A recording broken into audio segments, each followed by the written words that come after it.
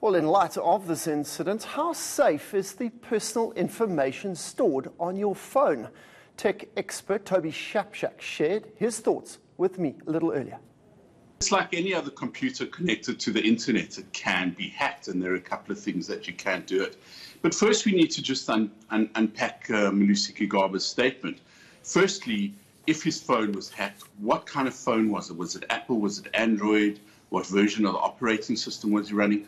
What else was on that phone? Was his government email accessible on that phone? What other messaging from a cabinet minister could these people have been able to get hold of if it was hacked? Otherwise, my assumption would be that somebody just sent the video of whatever nature. I'm assuming it's not a video of the minister playing Candy Crush in Parliament to somebody else. And that might be another story. I mean, we don't really know the information. My first thought was it wasn't hacked, it was sent, and he's just saying it's hacked so that it seems like he was something was done to him as opposed to something was just stolen from him.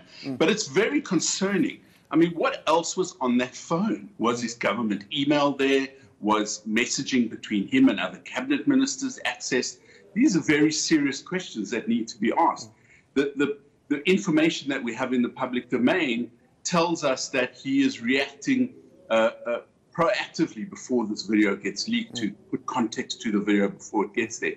Now, how would you hack someone's phone? Well, firstly, you need to have someone's passcode to get into the phone to be able to get into the basic security of the phone, right? So someone has your phone in their hand, as long as they know that 6-digit code, or if it's Android, they know how to swipe it, then they can access it.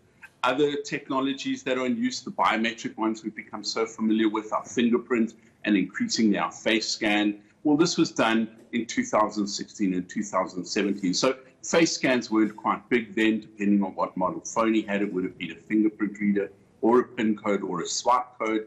So that's how you physically get into the phone.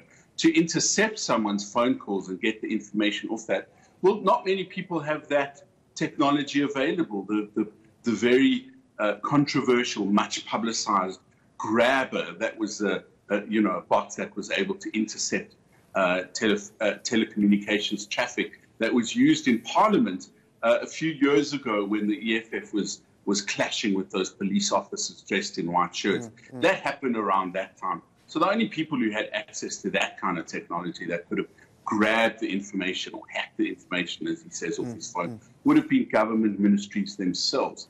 Would it have been intercepted at the level of the phone communicating with a cell phone tower? That's very difficult. That's very complex. You would have to have it legally. You would have to have a court order to do that.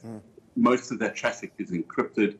If it's something like WhatsApp, it's definitely encrypted. In fact, most people should stop using WhatsApp and start using Telegram, just by the way. It's a more difficult thing to do if it was hacked. I'd like some more proof of what hacking took place. And I'd really like to know whoever it was who stole this salacious video of kinky Candy Crush moves or whatever it was, didn't steal very important communication between one cabinet minister and another. And of course, there's also the fact that the several courts have found Malusi Gigaba to be a liar. How can we trust a man that has, a nefarious or a salacious video of himself in the market for nearly 2 years now and hasn't told anybody, and has been attempted to be blackmailed? Has he told the security cluster? He says he's spoken to law enforcement. If he knows who the blackmailer is, that would make things easier to track down. But it's very concerning to me that he says his phone was hacked, and we don't know what the ramifications of that would be.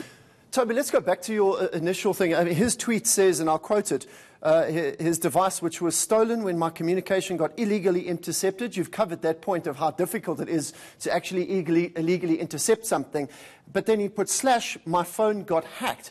In terms of those biometrics, in terms of passcodes, it's generally sort of a 4 or 5 digit number that you put in. How easily is that to get around in terms of if I stole your phone, how easy is it for me to get around your 4 or 5 digit PIN code or your biometric, biometric system? Well, yeah. I could watch you putting your code into Yeah. your phone several times. I mean, this is a man who's so indiscreet that he plays Candy Crush in Parliament in full view of the press audience so they can see it and take pictures of it. He may have put his PIN code or his passcode into his phone in multiple occasions. People could check that. They've just got to get the phone out of his possession for long enough to put it in themselves and to download the data. Now, downloading the data is a lot more difficult. You've got to connect it to a computer, or you've got to send it via a variety of technologies, Bluetooth. You can send it phone to phone. Certainly in the Apple space, that's possible.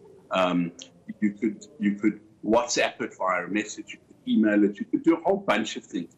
If someone used a messaging app to transfer something off his phone to another phone, then they would have a record of that. His service provider may have a record of that. His phone definitely will have. Something like WhatsApp doesn't store the information when it stores it within the app, but it doesn't store it on the server. So if you send a message, all it does is show you there's a certain amount of data being moved.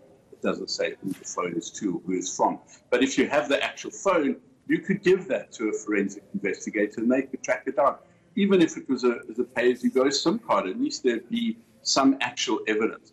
I've got to say I'm very skeptical. I think the phone wasn't hacked. I think the phone was probably somebody just sent the video. That's often the way that it happens. I mean, the ultimate advice is do not make a sex tape. Full stop. Yep, that's great advice. If Pamela Anderson and Kim Kardashian rise to fame have taught us anything, don't make a sex tape.